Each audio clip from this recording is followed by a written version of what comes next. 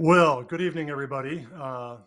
You've got a little bit of a preview here. Our guest tonight is Dr. Christopher Essex. He's a professor of applied Math. mathematics and physics at the University of Western Ontario in Canada. And this is going to be a little bit different in how we conduct the show because I get to have him right here in my home with me instead of having him off somewhere else on some other computer. So this is going to be fun. Uh, Chris, thank you so much for joining us tonight. Thank you, Cal, for having me. So really a great pleasure to be here with you. Thank you. It's been a great pleasure for about the last Mm. 4 hours or so since Chris arrived. We've been talking about, oh goodness, almost everything under the sun. And of course, if you know Ecclesiastes, you know that phrase under the sun indicates things that are limited to this world, but we're not going to get into that at this point. Anyway, uh, so I am really looking forward to this program myself, actually, because I've pretty well jettisoned all of my plans for the show tonight, and we're just going to have fun. We're going to range over all sorts of different things. Uh, I've titled the show tonight, "Just What Does Just Follow the Science Mean?" And it seems that exhortation gets used to silence anyone who questions anything from COVID lockdowns and mandates for masks and vaccines to catastrophic man-made climate change, challenge official public policy on lockdowns, masks, and vaccines, or on catastrophic global warming, and you're a science denier. But just what, after all, is science, and how can it contribute to our understanding of our world? And how do we get along with others with different ideas about science? Well, tonight's discussion, which I think is going to be very wide ranging and quite unpredictable, including for me, features my good friend Chris Essex here. Some of you may remember about a month or so ago, we had Dr. Ross McKitrick on the program. Ross and Chris are co-authors of pretty much my favorite book on climate change, and that is the book Taken by Storm: The Troubled Science, Policy, and Politics of Global Warming. A book in which I was introduced to a new friend. His name is Professor Thermos. And Professor Thermos, I'm going to turn it over to Chris for just a minute. He's not prepared for this, but Professor Thermos teaches his students in his classroom why there is no such thing as average temperature, and why, even if there were, they could never figure out what the average temperature of their classroom was. So run us through that real quickly, Chris. Um, yeah, Be well, Professor Thermos for a minute. yeah, well, Professor Thermos is a fictional character, and we have a couple of these fictional characters in this book. And we actually have a fictional forward as well. And interestingly enough, people didn't realize that the guy was made up in the forward. And some people went to try to look him up on Google, and he just wasn't there. So, yeah, Thermos was created to make a point, which is a kind of issue that people don't realize. If you measure temperature in your room, in your house or whatever, you have a thermostat, and that tells you the temperature of the house. And the fact is that temperature is something that exists as a value. Mathematically, we would think of it as a function of position and time, and it's something that varies over the space inside your house. So even though you have just one thermostat measuring the temperature at one location, your back bedroom may in fact have a slightly different temperature. And in fact, over the house, But this so would does your vary. fingernail, right?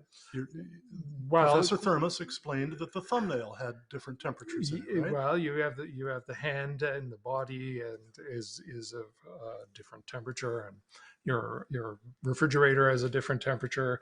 But even just your regular ambient room temperature varies significantly. And if you're precise enough, as you go to a window or you go to someplace else in the Especially house, the old leaky windows in my house here, right? well, or over near a forced air register or something, the Uh-huh. temperature does vary. And so actually there are many temperatures in a house. which is in physics a statement that the house is not in thermodynamic equilibrium, and this is quite the norm. This is not unusual. This is normal.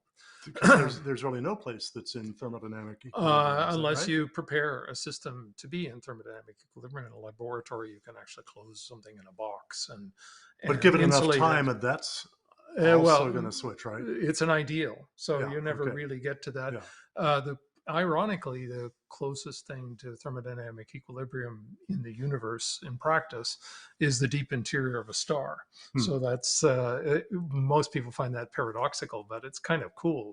That's the deep interior of our sun. That's where you get the closest to thermodynamic Okay. equilibrium, but not day to day. So Now, but I remember in the section with Professor Thermos, mhm. you actually explained that there are different temperatures within a thumbnail. Remember? I mean, Well, a literal thumbnail. I don't mean a thumbnail sketch online or something like that, right?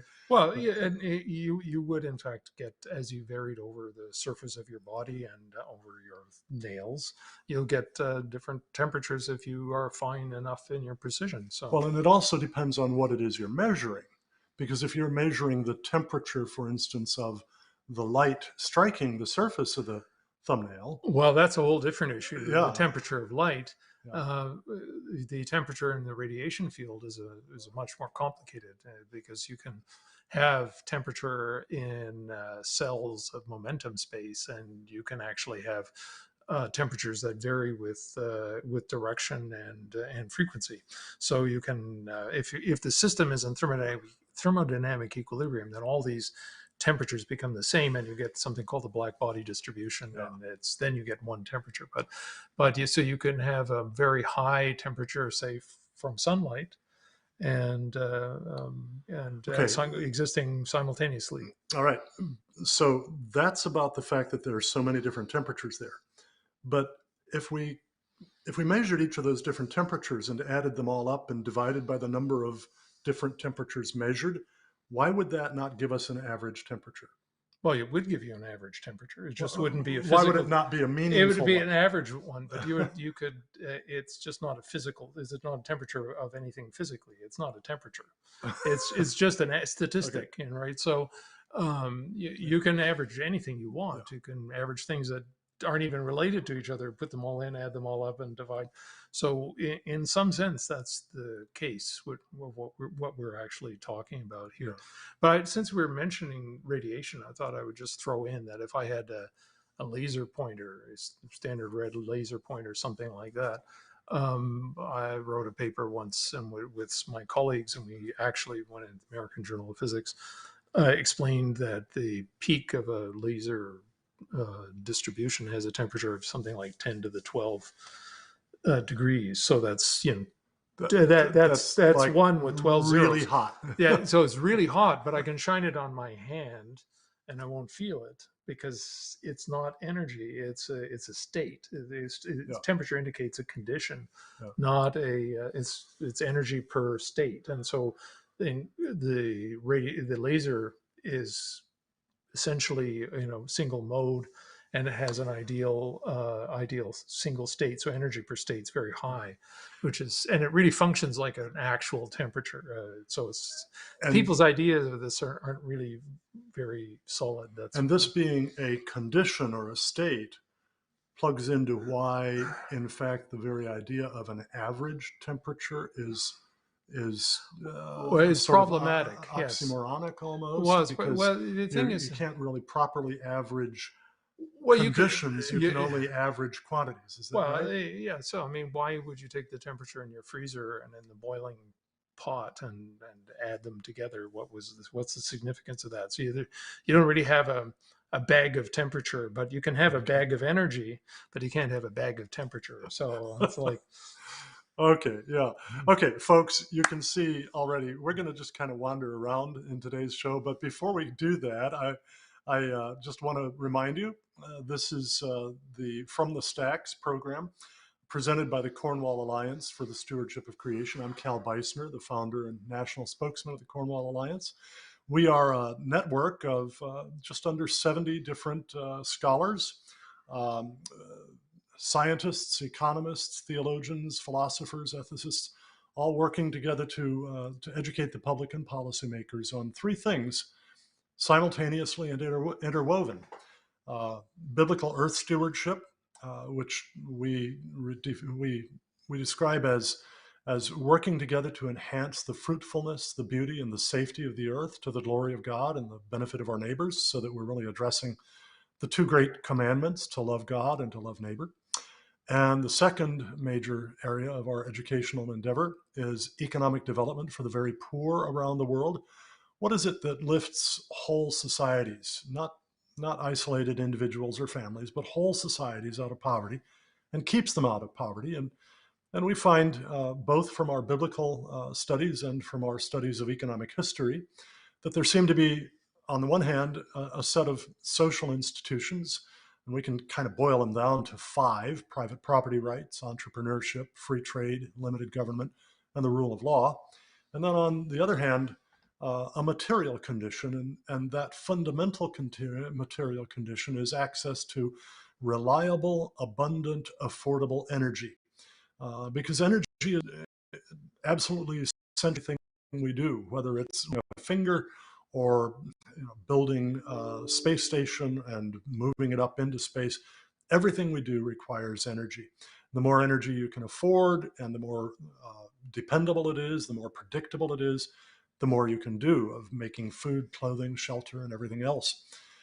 So those are indispensable to lifting and keeping any whole society out of poverty. And then the third area of our work is the proclamation and defense of the gospel of Jesus Christ, that sinners like me can be reconciled to the holy God by God's grace through faith in Jesus Christ, whose death on the cross has paid the penalty for my sins.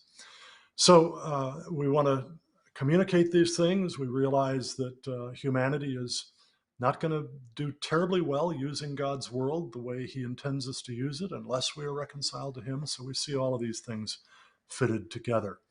Now, I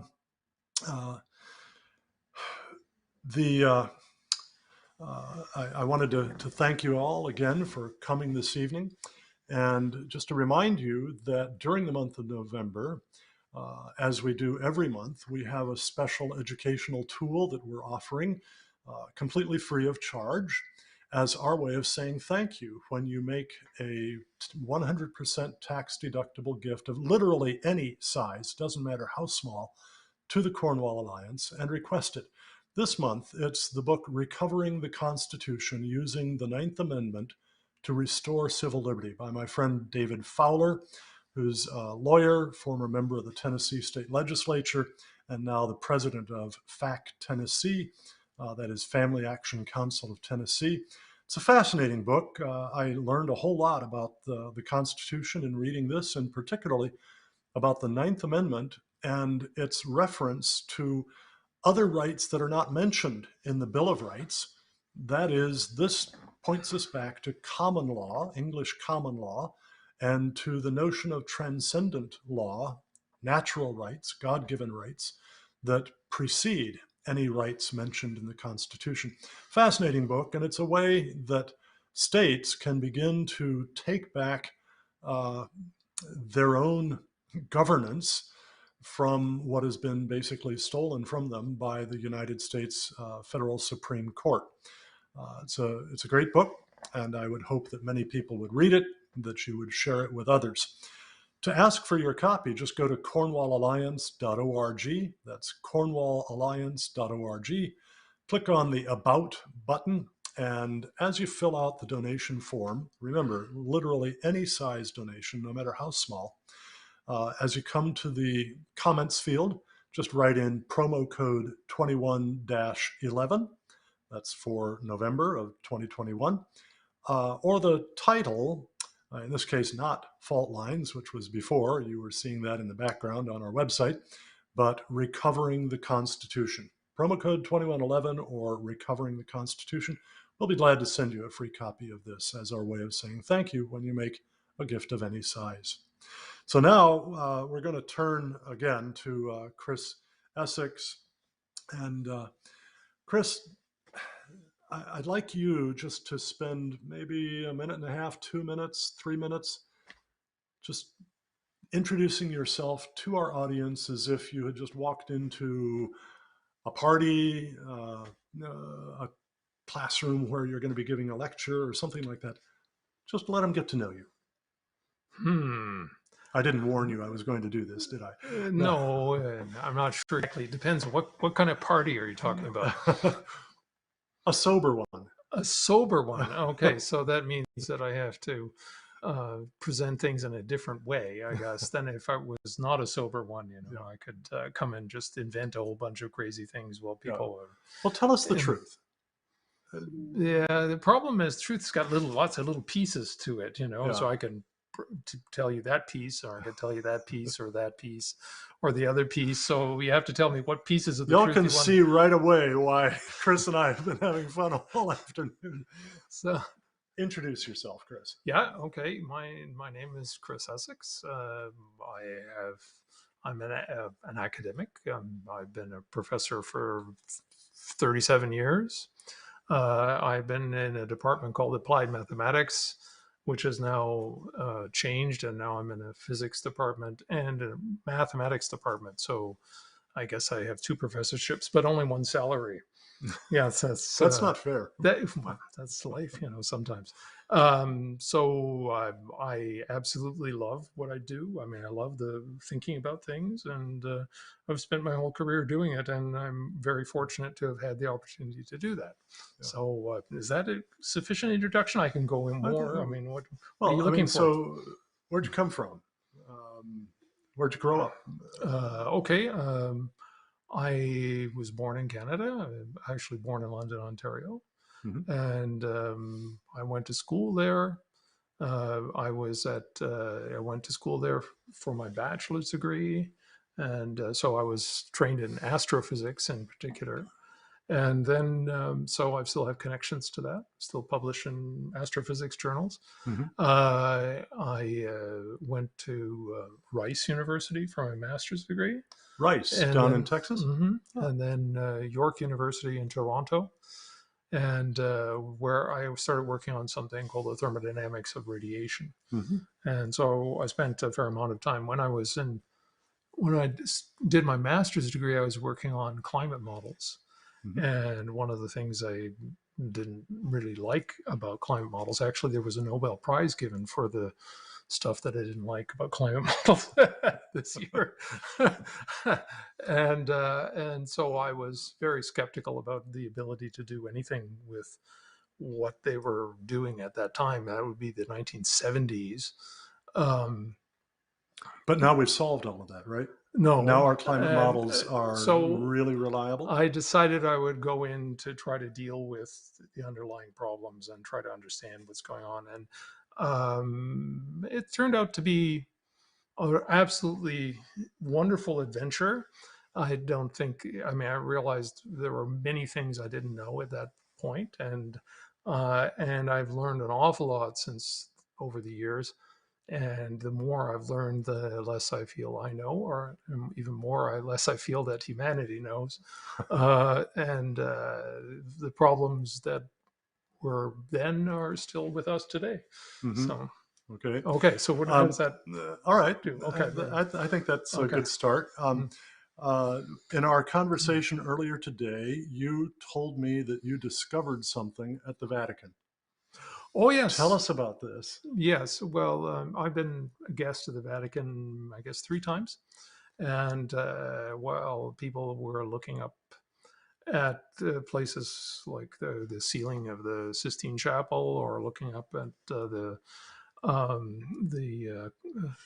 famous piece of the what is it, College of Athens? What is it? The something of Athens. Anyway. Yeah, Plato's school. The School of Athens. Yeah, the School of Athens. Yeah, down on the floor we saw the tiling, and the tiling was, for people who know, it was Sierpinski triangles. And okay, so you have to define these now. Yeah, which now I'll explain. Don't worry. Sierpinski triangles. This was really amazing to me because. What they are basically is you see a triangle, an equilateral triangle, and then inside you take out another little equilateral triangle outside, which is kind of shaped like that. Mhm. a little one, make it smaller, and then so that you are left with only three triangles. So you're taking out the middle one. So you may Mhm. split it up into four identical triangles and take the middle one out. Well, then you now have these three little triangles, and you do that again, and then you do it again, and do it again, and then you take the limit process, which I'll leave you to think about. That's sort of a calculus idea. But what you end up with is an object that doesn't have smooth properties. We would say something like it's not rectifiable or so forth. But it's what's known popularly as a fractal, and it doesn't have an integral dimension. So instead of dimension one, dimension two, dimension three, it's got something where you can actually define it. I don't want to get into defining it, but the thing But is, it's a 20th lot of century. people, if they're familiar with fractals, might be because of the Mandelbrot. The Uh, Mandelbrot set, maybe, yeah. yeah, but Uh, in any event, it's 20th century mathematics. So you think about Euclid. I mean, Euclid is ancient Greece. The theory of just regular triangles. Sierpinski was 20th century mathematics, something that you probably wouldn't have encountered in school. And here it is, built into the tiling, 500-year-old tilings in the Vatican, which I thought was really, really cool. It's in the Sistine Chapel too. And so that's what I discovered. And I gave a little presentation to at the Pontifical Academy building. and Um, and these Sierpinski triangles, you can keep breaking them down and breaking them down and breaking them down, theoretically infinitely, well, right? that's the Right, idea that, right. that you can just do this process of taking out the middle triangle forever.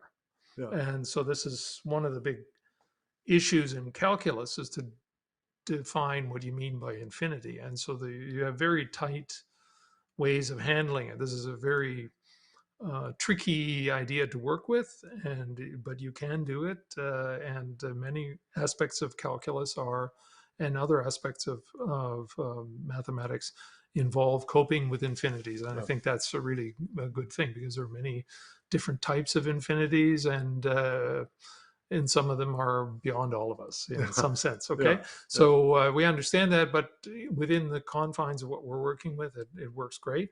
So you have this idea that the fractal object involves this limit to infinity.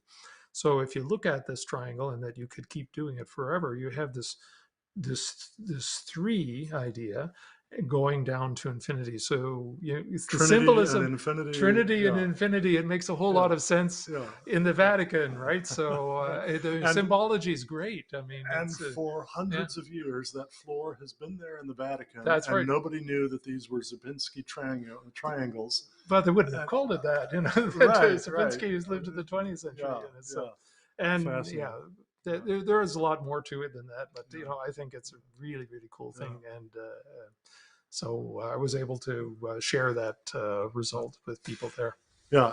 Chris made a reference to calculus there, and I want to show you a gift that he brought to me. This is his co-authored textbook on calculus, which he expects me to get through in the next. Yes, How long should it take me to get through this? I'll give you 3 months.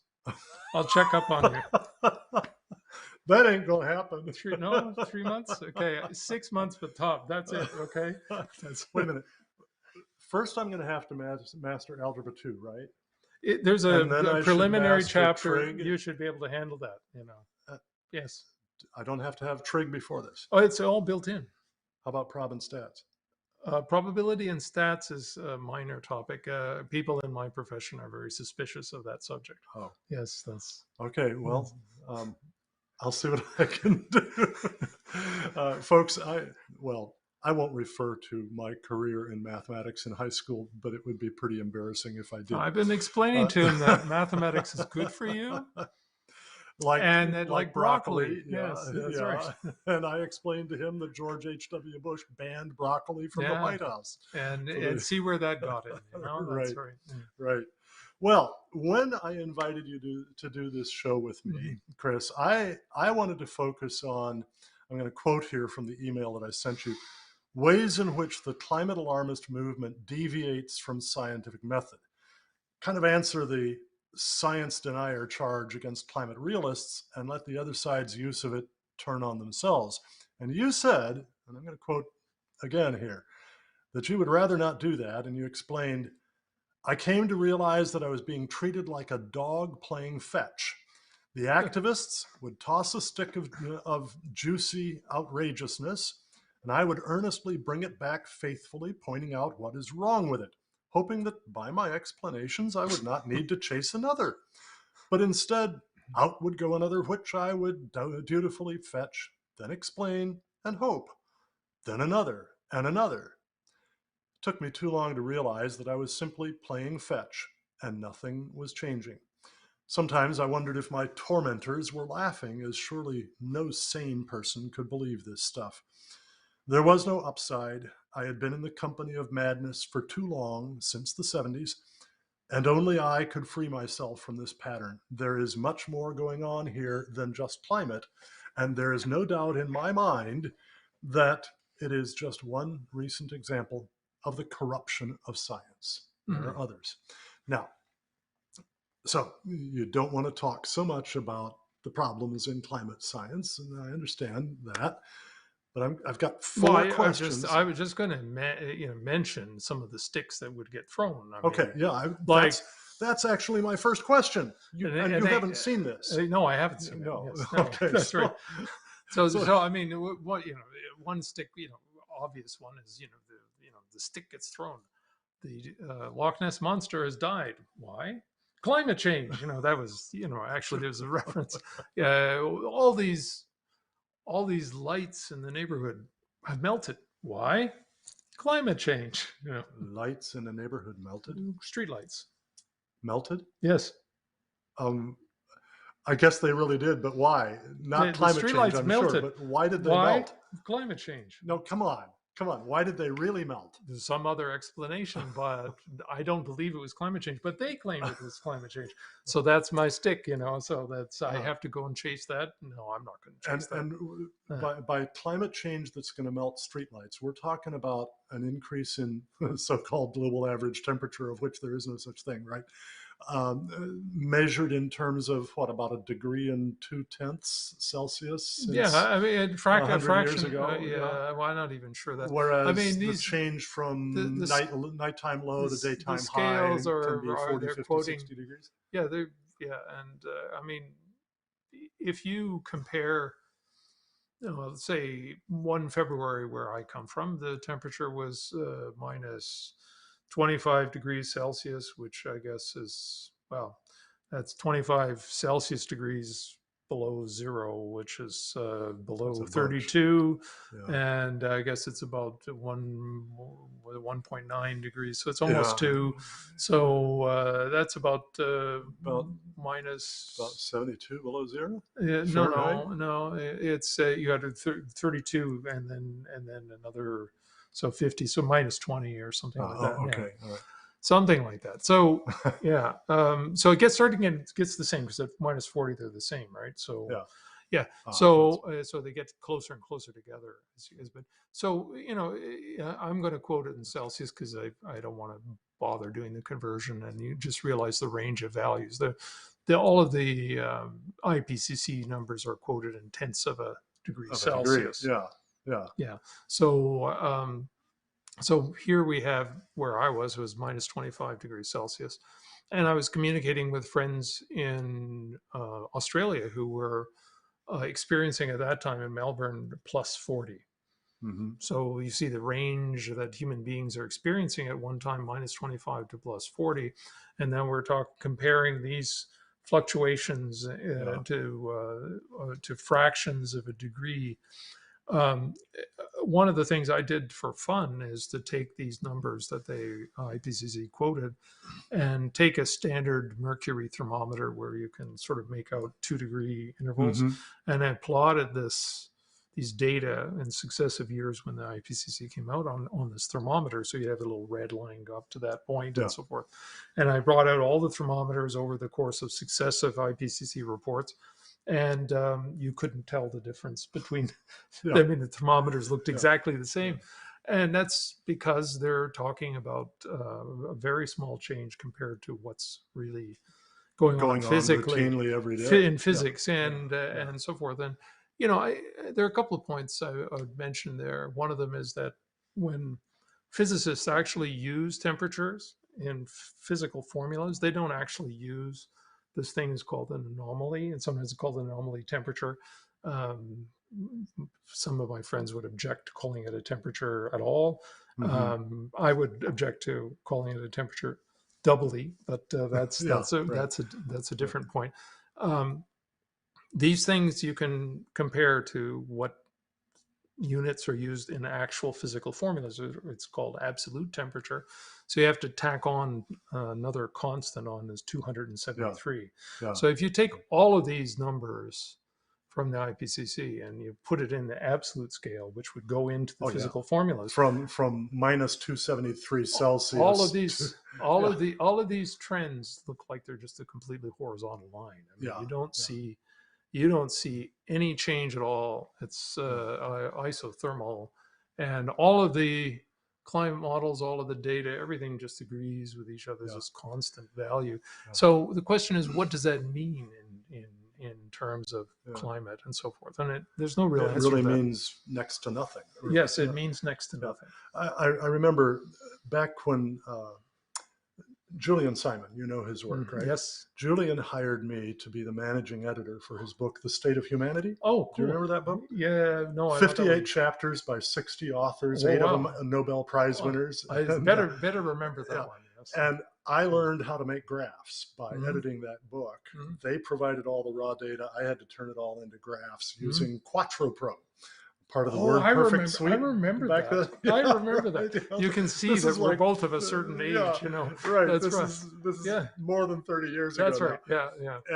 And I remember when I first started doing some of those graphs for Julian, Mm-hmm. and I sent them to him. He turned them back to me. He was a very friendly, gracious man, never upset or anything. But he took me to school, I see. and he said, "Cal, every graph in this book will have a zero baseline, or if it's a percentage graph, it will go all the way across 100 points, whether it's from 0 to 100 or 50 to 50. That's the way we're going to graph, Mm-hmm. because everything else you do with a graph lies." Mm-hmm. And so, Good for him. I had to do that, and he drilled that Mm-hmm. into me.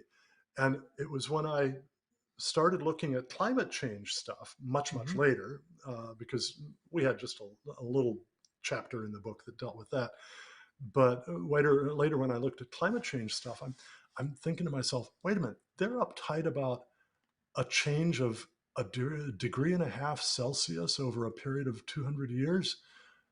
What if we graph this as an anomaly, not on, a scale that's, say, 8 degrees high, but on a scale that starts at minus 273 Celsius and goes up to, say, the hottest temperature that we've ever recorded in a natural setting on Earth, other than a Mm-hmm. volcano. Okay, I Mm-hmm. mean, out in a hot desert somewhere. So call it 140 degrees or something like that, right? Fahrenheit. And I graphed it, and as you just said, you couldn't see any change. Everything is Mm-hmm.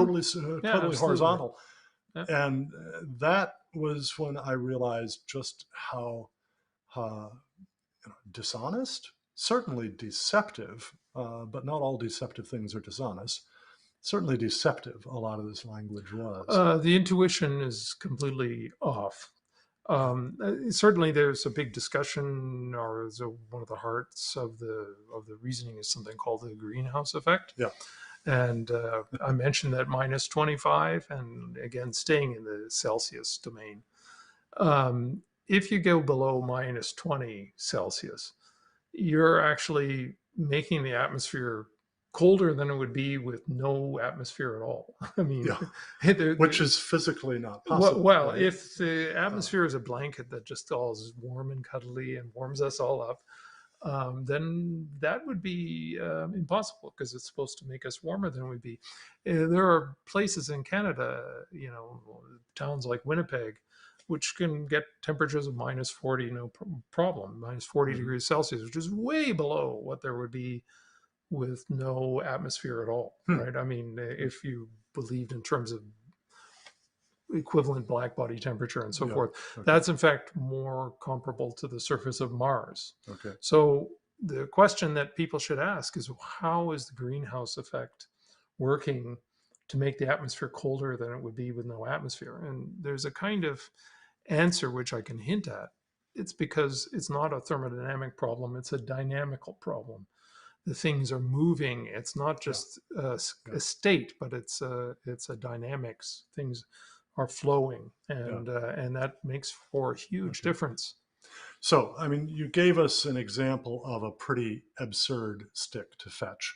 That is, climate change is melting streetlights. What would be some, at first glance, not so absurd sticks that they tossed for you to fetch?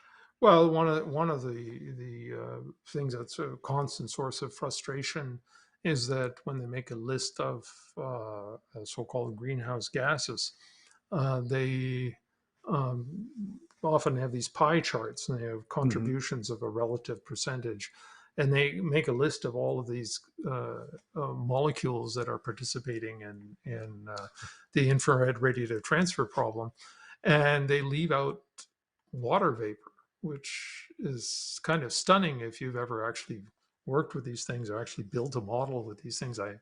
Back in my master's degree stage in the 1970s, when I built these models, I can make a perfectly good atmosphere without any of these other gases and just water. So I just put in a little bit of water and I got a perfectly good atmosphere out of the model. It's the most important thing, and it just doesn't show up on the charts. And usually so they toss that stick for you to fetch. You fetch it, and what happens? The response is always something like, "Well, we don't control the amount of water in the atmosphere. It's the CO2. Therefore, we can ignore it." It was something like that. But but the thing that's absurd about that, I don't control the other drivers on the highway, so I don't have to look at what they're doing. That's right. So it's something along those lines, and so that's very frustrating. People are unaware of the fact that you could have a completely good atmosphere without any of the other ones, and that's not. That's a really important point, I think, on a lot of levels. It also pertains to the sensitivity of these classical models. If you just fix the amount of water vapor in the atmosphere, and then you double the amount of, say, carbon dioxide, or if you did it with methane, it would be even worse, even less effect. But CO2 has almost no effect if you double the amount of CO2 and just keep the water vapor fixed. It doesn't make any real difference. It's like a fraction of a degree or something. In order to get it bigger, what you have to do is you have to make an argument. And this is not a physical argument. It's a kind of a cartoon argument. That's where you say, well, if it gets a little warmer, then the water in the oceans, which aren't in my model, this is a one-dimensional model, but somewhere the water in the oceans are going to get warmer, and is going to get warmer, and it's going to evaporate more water. And so we have to then argue the amount of water in my model has to be higher. And so I then create some sort of rule that when the temperature gets larger, I'm allowed to increase the amount of water vapor. Now, if you change the amount of water vapor, that will make a difference, because water vapor is such a powerful infrared active gas, and so it will make a difference. So what they do is they have the little effect kind of piggybacks on the big effect of the water. So this is called feedback. And there are all kinds of things like that. But this is an important. Chris, we've got hundreds of PhD'd atmospheric chemists, atmospheric physicists, atmospheric whatevers, climatologists, meteorologists who are working with these models. Climatologist always sounds like something to do with cosmetics. Well, I don't know. That'd be cosmetologists. That's right. Yeah. No, they work with the Big Bang, don't they? Right. That's right. That's cosmologists. All right, come on. Okay. So we've got all these PhD scientists doing this stuff, and yet you're telling us that some of this is just pretty elementarily failing to be good science? Well, What's happening here? well, What's happening mentally? it's hard to um, characterize this thing it's just a short answer, but I'll give it a try. Um, I don't think that the people who do this stuff are dishonest or anything. I think that it's humans are fallible, and I'm fallible, but of course I like to think I'm not. I think I'm right, but I know that if you honestly You do never made a science, mistake. You thought you did once, but you were wrong, right? I was wrong about that. Yeah. Yes, Yeah. yes. Uh, oh, I love these self-referential things. Yeah. Anyway, so the thing is that humans are fallible, and they often go off, running off down the wrong path, and get excited about it and lose track of things, and that's fine. And I could be wrong, but that's thinking like a scientist, and I think that's one of the things that we don't really um, take into account in a lot of these discussions. That you have to be skeptical, you have to doubt your own ideas, and you also have to doubt the ideas of the other people. And Yeah. I'm doubting them, and that's perfectly within my right as someone who's as a veteran who's been through this for many, many years, and I have arguments to make. They can listen to them or not if they don't want to, Yeah. and I can be ignored, and that's okay. I'm okay with that. All right. I'm going to bounce something off of you that I don't think you and I have ever talked about before, but are you familiar with an article published around, I think it was about 2004 or 2006, by Mayana Lawson? She's a sociologist of science. The article was, the main title was Seductive Simulations.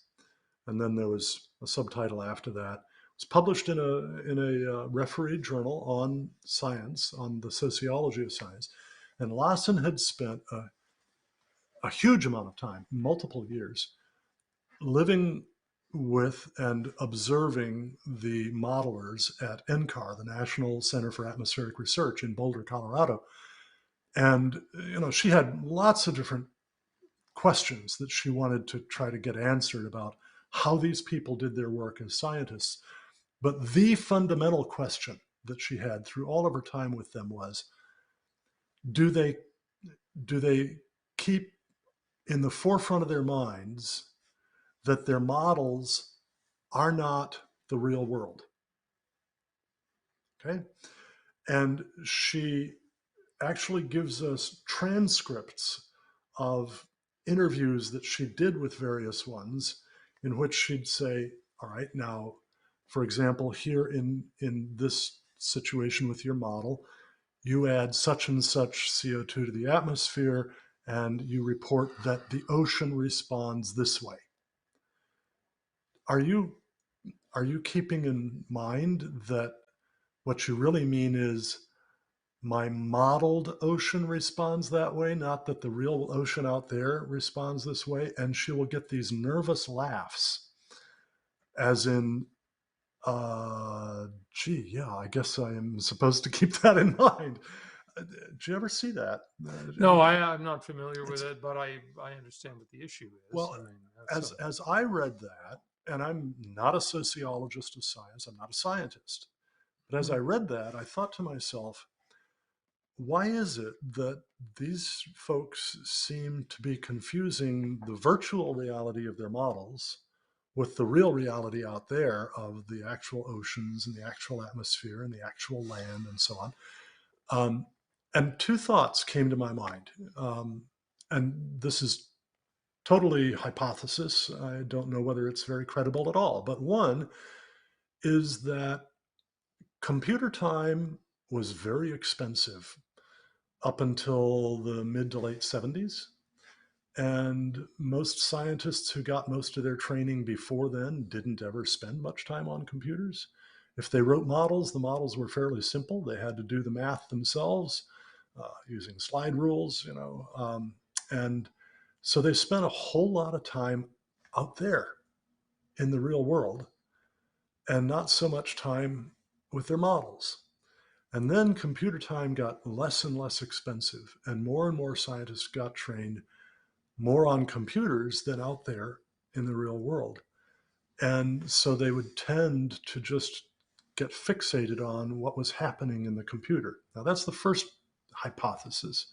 The other is that the consequence of this is something similar to what we've seen with young people who have spent so much time doing computer games, virtual reality games, things like that, that they have actually become psychologically disabled to some degree to distinguish their virtual reality worlds from the real world itself. And so that's kind of my way of trying to figure out how to explain what's going on with these scientists. What do you think of that? Is it crazy, or is it brilliant, or is it somewhere in between? Okay, let me think about this a little bit. Becoming unmoored from reality. I think that's definitely a problem in the modern world. We have Hollywood, we have CGI, and people start living on streaming, and they see things happening on the streams, and they're not encountering that look real but aren't. And so the laws of physics don't have to be followed on the screen, but they look like they're being followed. So You I mean can see these 120-pound young women can defeat these 250-pound guys throwing in them around like karate and throw them over the but that's wall? not that's yeah. But the CGI, I mean, it goes far Yeah. deeper than that, and so people can get lost in that. And I completely understand what you're getting at. And the people who, I'd say, people who, like the recent Nobel laureate in physics, Manabe, Yeah. those guys kind of knew that they were working with cartoons. They had Uh-huh. kind of an idea.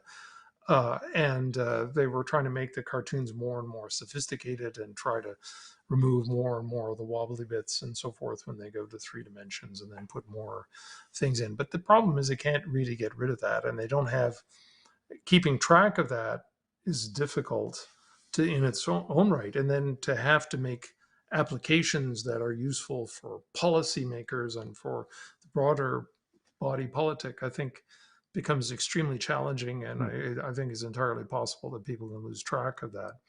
But I think there are other reasons that you haven't addressed. And I think in Okay. many respects, they're probably in the long run more important. I mean, these things are what are happening now, but um, the thing is that working with computers to see into the future is a far deeper problem than most people realize. Even many experts tend to think of it as a kind of shop class, just how you grind your, on a lathe, make a nice rotating nice piece of Candlestick, aluminum or or something like yeah. that. They think it's kind of simple that way, and so numerics are a question of recipes and so forth. But it's well known by people who work on these fields in like various aspects of mathematics and computational physics and so on, that there are extreme situations that are computationally very challenging and that don't actually work very well. And this is very hard for people to understand, but because computers seem to be more than just a tool. They tend to think of it as like some kind Infallible. of an oracle, Yeah. like it's some kind of semi-deity, some demigod of some kind, and it just tells you the truth. But the reality is that people, and they want to teach mathematics that way too. They want to put mathematics onto the computer as an application. This is the math application. But the reality is the other way around, is that computers are too small to take mathematics. Mathematics is too big to fit into computers. And because computers always have finite representations, even quantum computers have finite representation. So there's always going to be a problem with what goes on in between the values that you didn't actually mention. And this has all kinds of deep consequences because it affects the equations that we use, because you can't put them on the computer. You have to chop the equations up and put them modify them into something called discrete maps. And these discrete maps have different properties than the original equations. And most of the time, for normal day-to-day calculations, that doesn't make much difference. But if you do extremes in terms of things like gradients and so forth, or you do things like what you do with climate, which is extreme long time integrations, Mm-hmm. then this stuff shows up because the original or the maps that you're working with don't have the same symmetry properties as the original differential equations. And so that means that what's conserved in the differential equations is not the same things that are conserved in the discrete maps. And so the long-term integrations, like as you do with climate models, can't really be done without some kind of external feedback or some theoretical basis. And we don't really have either, because we can't look 1,000 years into the future to see how Mm-hmm. things are going to be. And we don't often, even if we look in the past, we don't have a fine enough grid of the data from the past. We have various indirect methods of getting hold of, one value from some valley somewhere,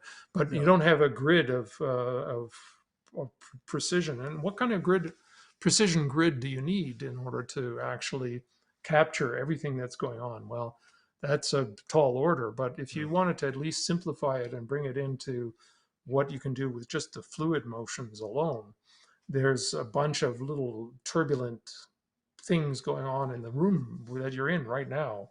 Just little small movements of the air. They're not very big, but they're there.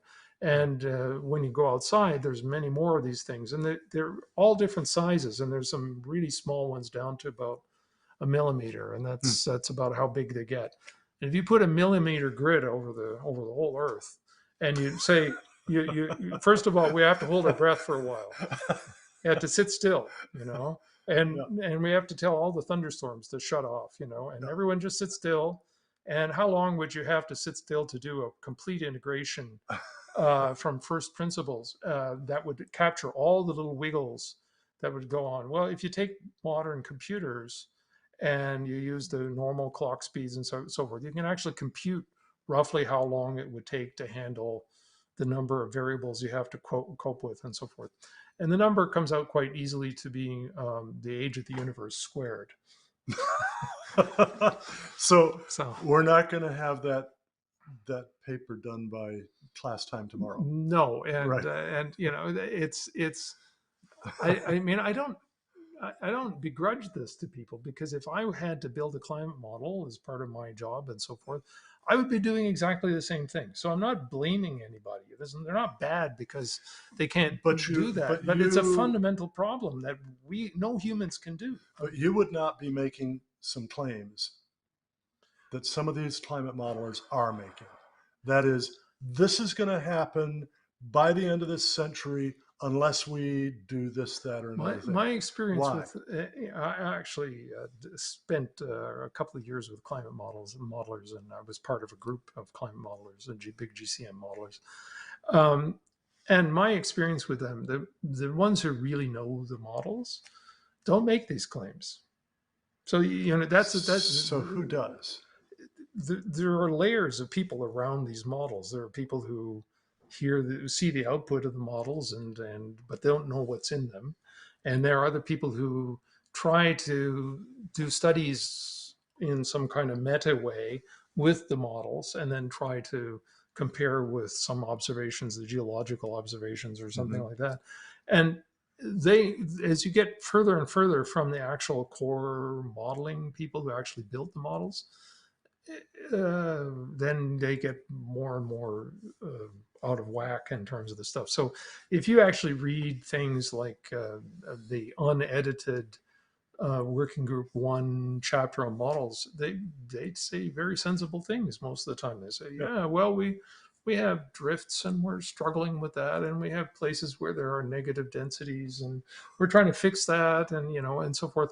But a lot of these things tend to kind of disappear in the final version. So so you see this so I don't really want to blame the modelers on this thing. I mean, for being unrealistic and so forth, but there are people who just run them as scenarios and don't know what's in them. And I have a feeling there's also a distance in time, because the people who built the models originally would tend to know this stuff more, and then subsequent generations are just using the models without actually knowing. So you got a bit of that. There's a bit of, and they're just not experienced enough with it to kind of have that They had skepticism about some of Yeah. the stuff. So you have that going on. So these are big groups and a lot of things going on. So it's a kind of a whole community. So I don't really want to make them seem like they're doing it. I would do a better job. I wouldn't, because if we're going to say, well, models are the best we have, that would be a fair statement. That's the best we have. I'm just arguing that the best we have is not really good enough for policy matters. Yeah. But the policy people want the answers, and so they're kind of forcing this on the scientific community, and that's something that's been going on for a long time now. So it's kind of become people are accustomed to it. It's this afternoon, in the midst of our talking about something that you said reminded me, as this just did, but it was a different thing, that a few months ago I had asked Richard Lindzen at MIT if he would write a chapter for a book that I'm working on that is due to come out next summer from Regnery Publishing. And we've got, 17 chapters by 14 authors. But I had asked Dick if he would write a chapter on equilibrium climate sensitivity, ECS, what my friend Roy Spencer calls the grail of climate science, right? And Dick responded that he didn't want to do it because he had decided at last it just doesn't matter. It just doesn't matter. And you said that the policymakers want answers from the climate modelers that they can use as the foundation for policy. That suits their agenda, but it is not the scientific agenda. So Dick Lindzen is basically saying, look, policymakers, I think this is the implication of what he said to me, right? Look, policymakers, it really doesn't matter whether ECS is, 1.5 degrees Celsius or 4.5 degrees Celsius or 6.5 degrees Celsius. It really doesn't matter because natural variations all around the globe far exceed that. And frankly, it's just not going to make any significant difference to ecosystems or to human well-being. And we really need to just stop fetching that stick and pulling it back. What do you think? Well, first of all, I think Roy's a great guy. And I like Dick. I like Dick too. And Dick and I are friends. We argue, but we're friends. I'm not shall we say, I'm kind of an outlier when it comes to the issue of climate sensitivity. People argue about the correct value. And I would argue, and I've published an argument for this, it's that this value doesn't actually exist in nature. It's a property only of models, that nature doesn't actually have that. It's partly, and I think the reason why it's even possible to create something like that in climate models is a phenomenon that I've accused climate models of having. And of course, I can't prove it, but I've got a pretty good argument for it, which is that they're doing something called computational overstabilization, which means that they've, in the long-term integration, which I told you was problematic, they've encountered computational instabilities. And some of those instabilities are associated with the computation itself, and some of them are associated with the fake physics they put in called parameterizations, and another part of it is due to the equations themselves.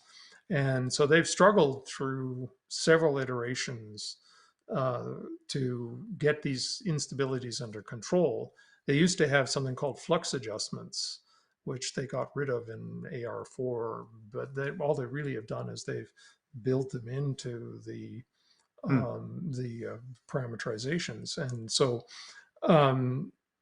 I think what's happened is they've stolen the ring from the bell.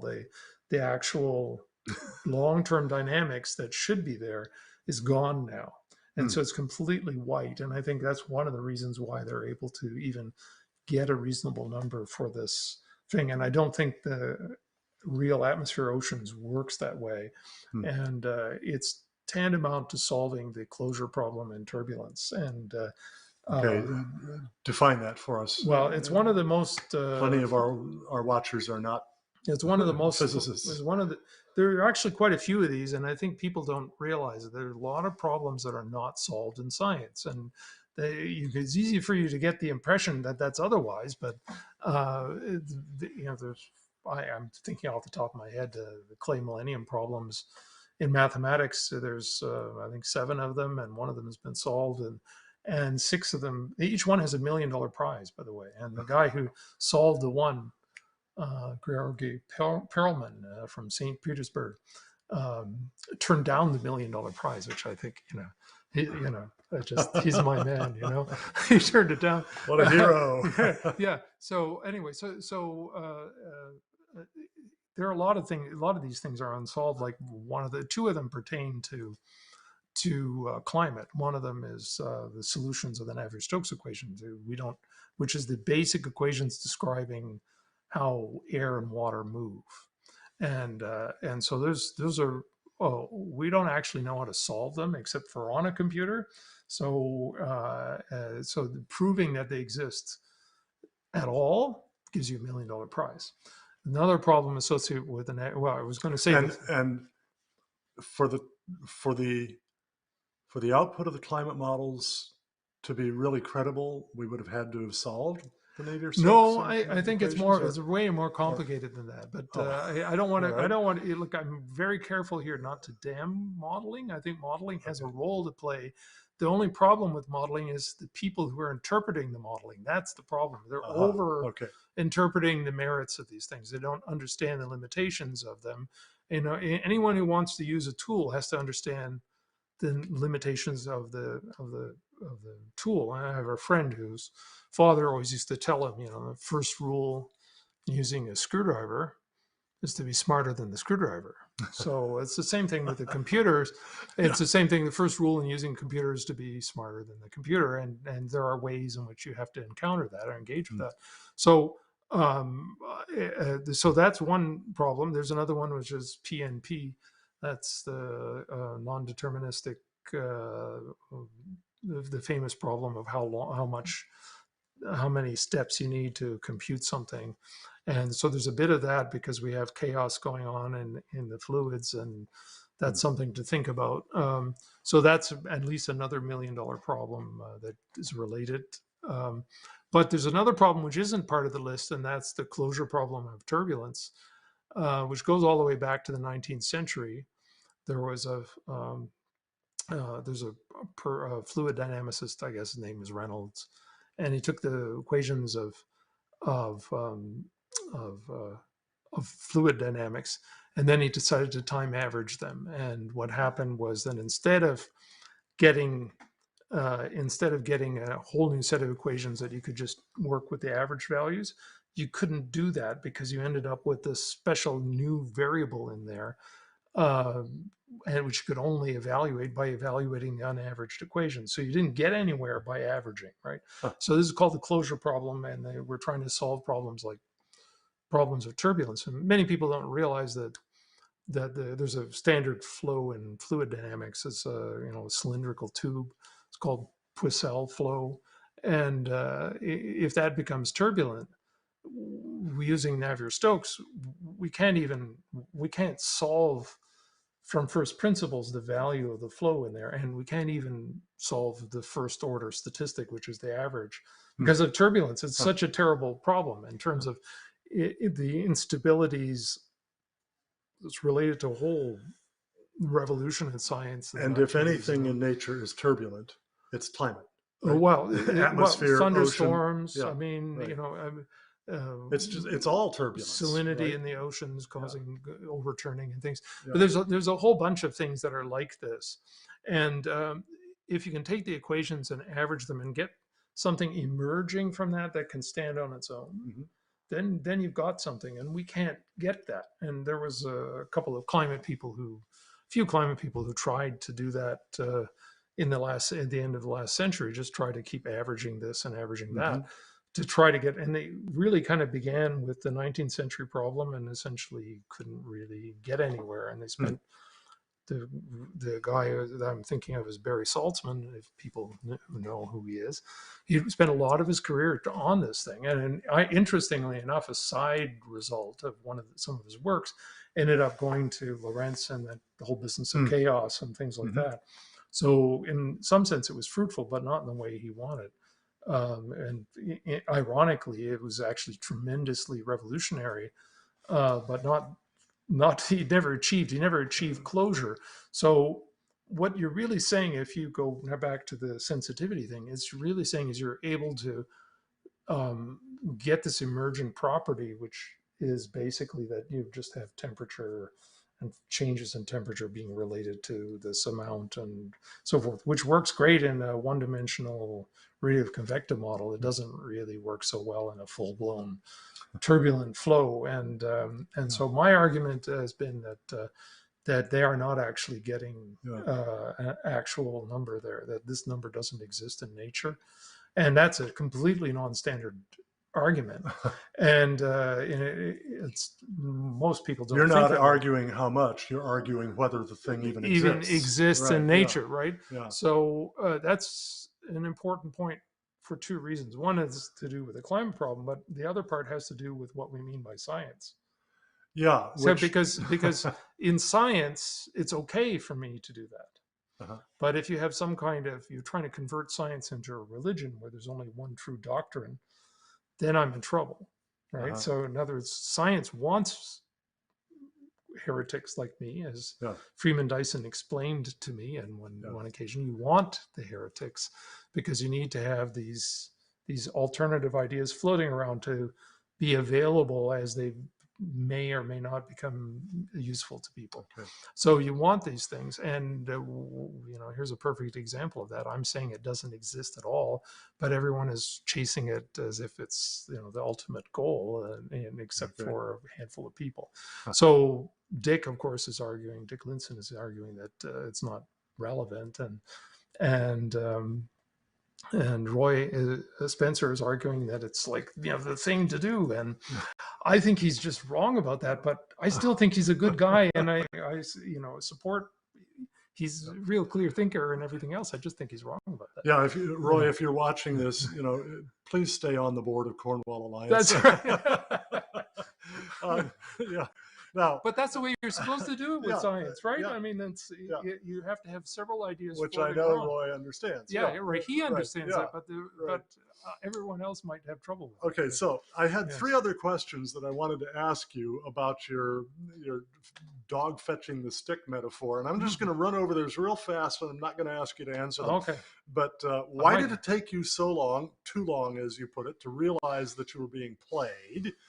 And how did you free yourself from the madness? What are you doing now instead of playing the climate activists game of fetch? And then fourth rather, was what are some other examples of the corruption of science that you talked about? Now, before you start to address any of those, if you want to address any of those at all, I want to back up. You mentioned a minute ago, just what is science after all? And so that was actually one of the things that I wanted to talk about tonight. That is, what is science? And by the way, we've already blown past 7 o'clock. Oh. Do you mind if we go another 15, 30, 35 minutes, 40 minutes? Well, you got me all riled up now. So, all right. Okay. Okay. So we may do this. If our producer, Jim, if you need to go to bed or something, try to leave the system working. Put an automatic cutoff around midnight or something. But I wanted us to just talk about just what science is. So I figured the simplest place to start would be with Merriam-Webster Dictionary online, which defines science. And I think we've got we have an actual graphic of this. It defines science, the essential meaning of science, as knowledge about or study of the natural world based on facts learned through experiments and observation. And this, to my thinking anyway, it ties at least somewhat, at least on a fairly elementary level, with Richard Feynman's very famous brief video clip on the key to science, which I believe that we are able to show that clip here. Richard Feynman, of course, was Nobel Prize winning physicist and great writer on science. Here he is. Now I'm going to discuss how we would look for a new law. In general, we look for a new law by the following process. First, we guess it. Then we well, don't laugh, that's really true. Then we compute the consequences of the guess to see what, if this is right, if this law that we guessed is right, we see what it would imply, and then we compare those computation results to nature, or we say compare to experiment or experience. Compare it directly with observation to see if it works. If it disagrees with experiment, it's wrong. And that simple statement is the key to science. It doesn't make a difference how beautiful your guess is. It doesn't make a difference how smart you are who made the guess or what his name is. If it disagrees with experiment, it's wrong. That's all there is to it. All right. And by the way, can we add, I mean, he said it doesn't matter how beautiful your guess is or how smart you are. I thought or it was who how said good looking you are. You know? That's right. Right. Can we add to that? And it doesn't matter if 97% of all scientists agree. If it disagrees with experiment, it's wrong. Or if it disagrees with observation, it's wrong. Back to Merriam-Webster's dictionary definition, right, of science as, you know, what we learn about the natural world through observation, through empirical evidence. How realistic an understanding of science is that? How would you revise that? How would you tweak it?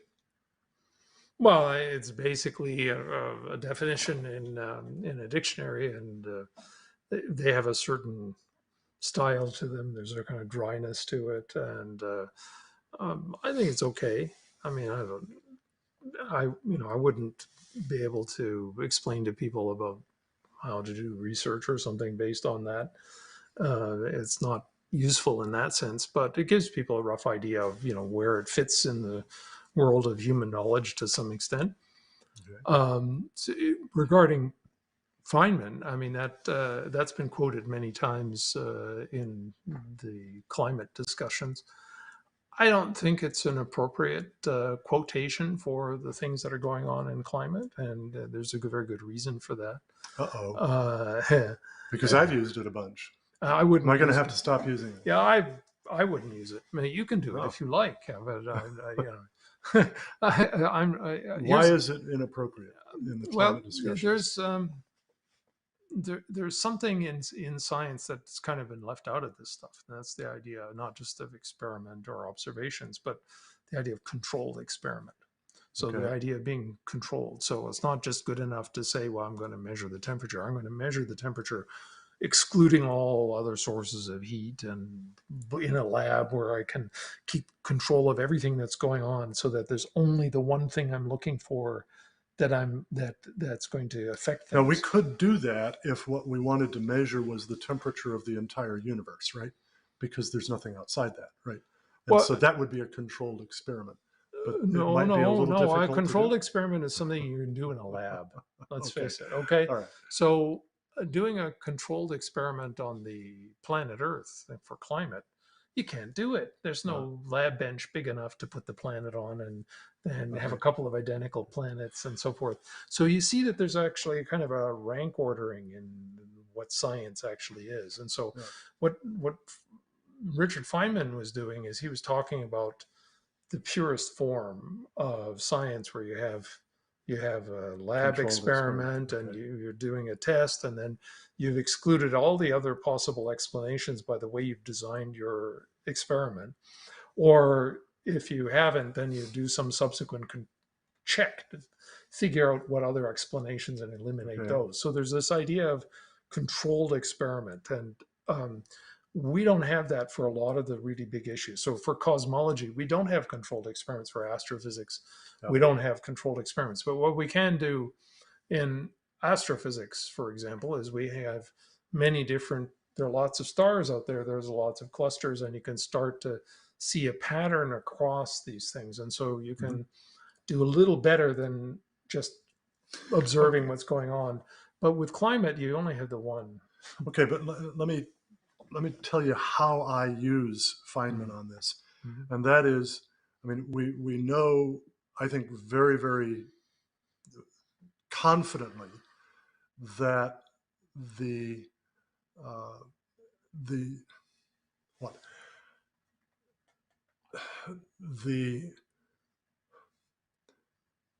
simulations of warming backward in time by the primary models in CMIP5, CMIP6, these simulations backward in time to, say, 1979, the beginning of the satellite temperature record, which I think is probably the most, the most reasonable of all of them, in that it's least vulnerable to contamination from local problems, heat island effect, and things like that.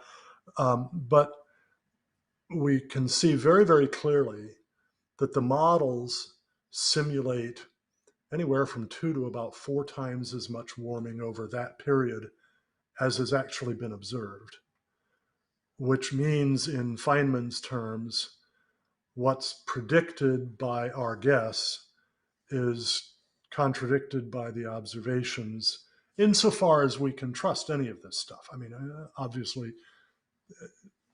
there are big questions about how precise, how accurate any of it is. Yeah, I don't see but it. we've got about a 40-year, no, actually almost a 50-year record now. No, I'm sorry. No, it's a 40-year record. And the models consistently are calling for 2, 3, 4 times as much warming as actually observed. Cal, I think you're What's the problem? You're wrong. Okay, explain. Yeah, okay, I'll explain. All right, Okay, I'm willing give to him a hard time. persuaded. Yes.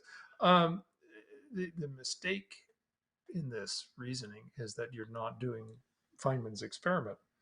You're not doing a controlled experiment. What you're doing is you're taking the models are best described as very lifelike cartoons.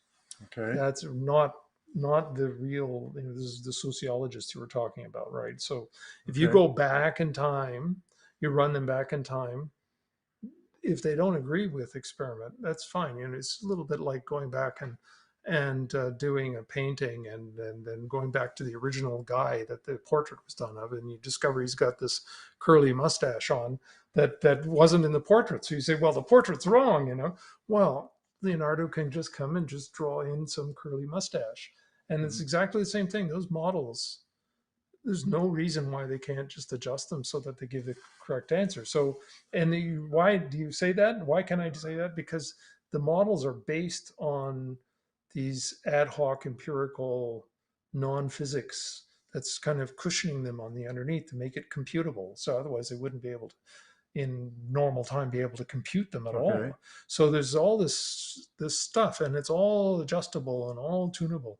And in fact, I would argue that the fact that it doesn't agree is a reflection of the integrity of the modelers, that they didn't just go around and try to paint some curlicues on and make it line up, because these are cartoons. They're not actual computations of the real physics. They're all, every single model that you have is based upon some kind of ad hocery of some kind in order to be computable at all. Okay. Yeah. Now, all right. So let me adjust the way I've been using this. Okay. To say, all right, fine. For the modelers, that's just fine. But we were talking before about how the policymakers, they want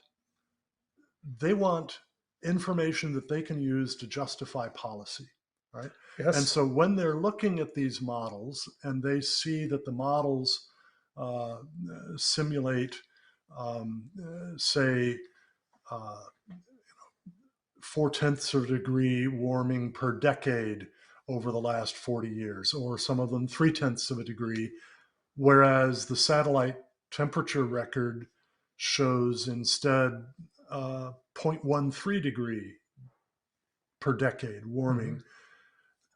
At least in terms of usefulness for policymaking, doesn't this suggest that the models really Okay, are failing?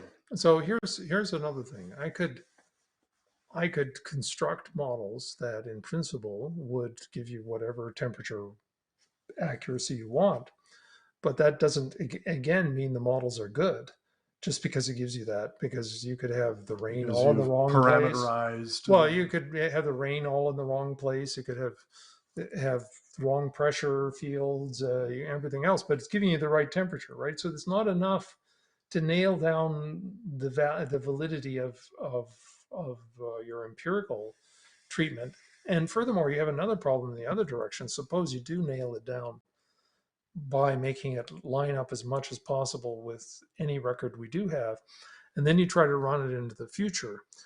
Once again, you don't know what's going to happen, because this is really extrapolation at that point, because you're not using the basic laws of physics. You're not using the full Navier-Stokes equations. You're not using the full radiative transfer. You're not using the full clouds. I mean, the clouds are extremely complicated and completely overwhelm any kind of computer devices we have today. So there's always going to be the case with these models, and there's going to be the best we can line up, but it's not going to stand or fall on the basis of Feynman's criterion, which I think is the criterion for first class science.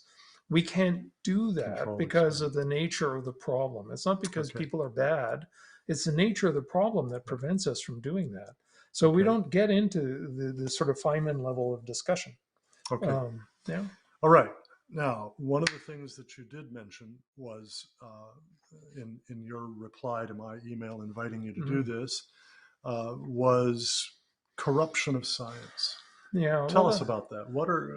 What do you mean by corruption of science, and what are some examples of it in not just climate science, but other issues as well? One of the problems we have is that, well, first of all, this is such a big topic. I have really struggled to actually find a way sort of to just mention it, but there's so much going on here. I mean, the philosophers struggle with the idea of what science is, and they still write about it and so forth. And the scientists just go on doing it, and they don't really worry too much about what the philosophers say about it.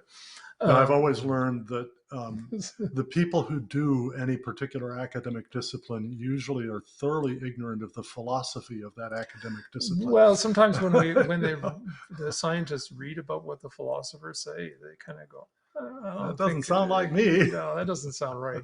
That often happens, and I mean, people do the best they can, but all sort of modern ideas about the philosophy of science tend to be very much affected by various other problems going on in the humanities, and they tend to think of science as some kind of, I don't know, some infestation or disease that has to be dealt with. Yeah, you mentioned to me just before dinner today a PhD dissertation on feminist fluid dynamics. Feminist fluid dynamics, and we won't get into the details of that. That might be a little problematic for our audience.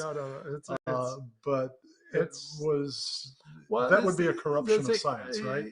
Well, it's kind of, the scientists I don't think are corrupted by it. I think generally they find it amusing, and there are some interesting stories about some scientists who get annoyed with some of the stuff, and at least one example where a guy wrote this fake paper with all kinds of pretentious language, and it went in. Then later on said, this is I think this is James Lindsay who wrote the book Cynical Theories. He and his co-author did actually quite a large number of papers like that, and got them published in all sorts of referee journals. This was before that. I'm thinking of, but I won't name names at this point, because I think the point is that there's a lot of shall we say, skepticism on the part of actual scientists. There's another dimension to this. We have, all of the components of human existence are in play. I mean, we have the religious aspect in science, and then we have the political aspect in science, and then we have just scientists doing what they do. And I think that scientists from a personality point of view, are kind of well, sure, there's an uncomfortable duality in it. I mean, on one hand, you have to be really humble because you know that you can fool yourself really easily, and other people can be fooled. And so there's the human fallibility side of it, and it's far worse than most people think. How little people understand things, and you encounter that in yourself when you face these things more than people realize. And so there's that aspect to it. But on the other hand, in order to say, hey, I'm going to tackle the mysteries of the universe, takes a certain amount of arrogance and hubris, you know. So you have to, these two things have to coexist in being a sort of effective science. You got to have your hubris and then your humility at the same time, and sometimes they don't match. They up both too start well. with with HU anyway. That's right.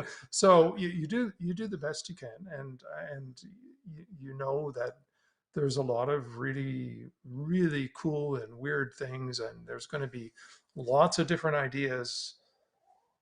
I should back up a little bit. The perception of science is always that there's some established knowledge, and that if you want to know about anything at all, there's an expert on it, right? I mean, that's the usual idea. Whereas someone in my position, I spend all my time outside the boundary of that, where people don't actually know what's going on and they're confused and and so forth. And so you expect to have lots of different, often opinions about this stuff, and that's normal. That's normal to have this kind of tension and trying to advance things. But all these other things come in to try to suppress that, and so they try to, you know, like putting sausage in, they try to get the sausage to come out one whole, you know, it's a pile of stuff. And that's what's going on with corruption of science, is that when you have only one voice, you say the science, that's when you know that corruption has happened. The science has many voices. So follow the science is an automatic red flag. It's an automatic red flag that corruption has happened, because there are many voices in science. To be healthy, science has to have many voices, and it's a mode of thinking, while you're proceeding trying to be scientific and somebody else is proceeding to be scientific. And you might have more than one voice in your own head. You have, well, maybe it's this and maybe it's that. And so you kind of move forward and try things out and so forth. And that's the way it moves ahead. And if you go through the process of trying to shut that down so you have only one way of thinking about this, then what you're really doing is you're just cutting off your nose to spite your face. I mean, it's... Michael Crichton, you know, the science fiction writer, wrote the Jurassic Park and things like that. Also wrote Climate of Fear, fascinating, fun novel where the bad guys get eaten up by the, I was communicating by the cannibals. I was communicating with him while he was writing that. Were you? Yeah. Okay. Yeah. Crichton famously said, if it's consensus, it's not science. If it's science, it's not consensus. Now, granted, that's, let's see, it makes it sound like we're just arguing. 12 words, so it probably oversimplifies a bit, but how is that relevant? I really want to take a better definition of science, which is also a Feynman, and I think it's one of the best ones. I just really like it. And it's not like the dictionary definition. It's more a question of how you what mode of thought is in your own head when you're being scientific. And that, I think, actually is more useful as a practical guide of whether you're being scientific or not. And science, this is Feynman's words, science is a belief in the ignorance of experts. Right. Yeah, I've seen that. And that, I think, is probably the best thing to bear in mind when you're thinking scientifically. You do not believe in experts. You believe in what's before you in terms of evidence, in terms of reasoning. You want to see the whole argument from beginning to end. And you don't just trust people. If you might have to do it for practical reasons, but then there's just some sort of little asterisk beside it because you haven't seen it yourself. And that's the mentality that has to go with it. And you can see that in contemporary efforts to try to establish certain kind of narratives in popular discussion, that stuff is really harshly suppressed. I mean, you can see, if some scientists say, hey, wait a minute, we have a different opinion, that gets smacked down right away. And so you can see that's where the corruption happened. That's when you start smacking down alternative ways of looking at things. And that's a sure way also to stop scientific progress. I mean, that's you will not progress in science if you have one approved science that's being done. Judith Curry, who's a very fine climate scientist, used to be at Georgia Tech, now runs, what's it called, something FAN. It's a consulting firm on weather prediction and whatnot that corporations use to try to figure out how they're going to do the things that depend on weather. And she sounds kind of Shakespearean, Yeah, right. Weather prediction or whether not, I mean, that's right. Yeah. But Judith on her blog, Climate, etc. Goodness gracious, it seems to me it must be 8-9 years ago now, wrote with a co-author a paper called No Consensus on Consensus. Do you remember that? And she was critiquing the way in which in the late 1990s, the early 2000s, the then chairman of the Intergovernmental Panel on Climate Change was purposely trying to build consensus, particularly about equilibrium climate sensitivity, but about the whole ball of wax of climate change and what that implied for public policy, energy policy, and the like. And she was quite critical of that. She said, look, reason. If consensus had grown entirely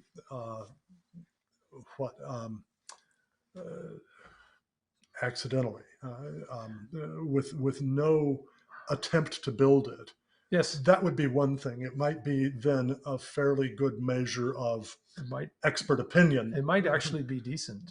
Yeah.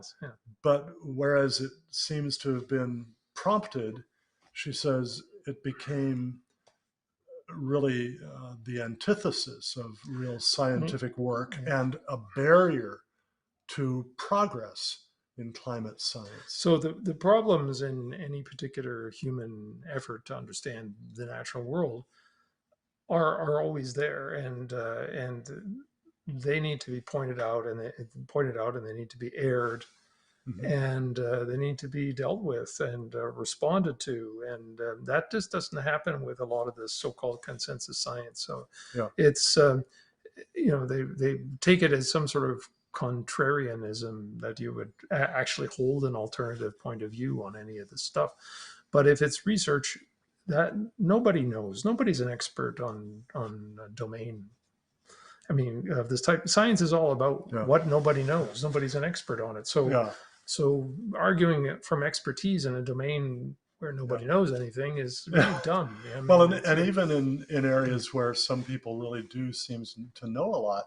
I remember back in, I think it was about 1996, I read an article, pretty substantial article, reporting the findings of a study to try to compare the accuracy of predictions on a bunch of different subjects, okay, about what was happening in the real world, right? The accuracy of predictions by people who are recognized experts in those subjects with the predictions on the same questions from just random people selected out of the populace. And it wasn't just that there was no difference. It's that the common people actually were more accurate in their predictions than the experts. How can that be? I find that entirely unsurprising. Why? Why does that happen? Well, I think that's a complicated. I mean, you're asking all these really complicated questions that I could talk for hours about. Well, if you were a know, psychologist instead of a physicist, maybe that would help. well, yeah, I mean, the problem is, well, okay, I'm going to introduce some kind of a psychology aspect, or maybe sociology, perhaps. All right. People tend to get caught up in herds when it comes to thinking. They sort of go in a certain way, and if you've got to belong to a certain discipline, it's very easy to become part of one of those.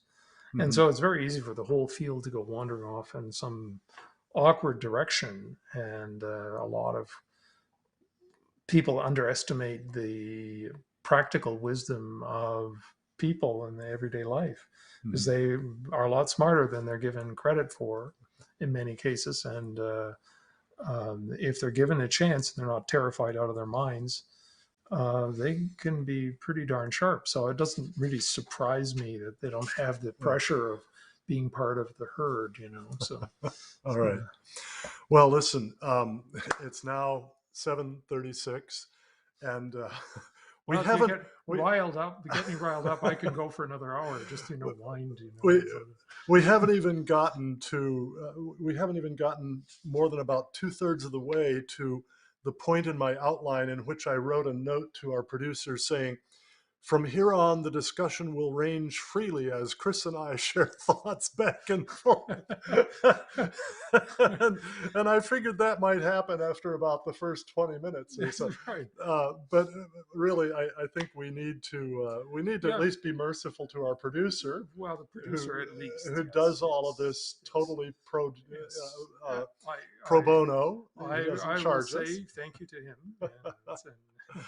Chris, thank you so much for joining us tonight. And I wish everybody a great, wonderful Thanksgiving. All right. Do you have any just like closing comments, words of wisdom to help us all with life? One of the things that I have found myself saying whenever someone interviews me about climate and those sorts of things, you know, whether you're too worried about COVID or you're worried about Y2K or something like that, is you have to stop being afraid. You have to look yourself in the mirror, look at yourself in the mirror and say, I'm not going to be afraid. And, you know, since we're talking biblical kinds of things, there's lots of places in biblical sources that say this message. The most frequently used command in the Bible is do not be afraid. So fear not. And so that's one of the reasons why a lot of this stuff, these corruptions and so forth happen, is because so many people are just acquiesce because they're afraid. And I become miserable if we all sit there, you know, wring your hands thinking, oh, doom is upon us. But, you know, Chris's rule of apocalypse and doom is that the doom that comes and gets you in the end will never be the one that you're expecting. All right.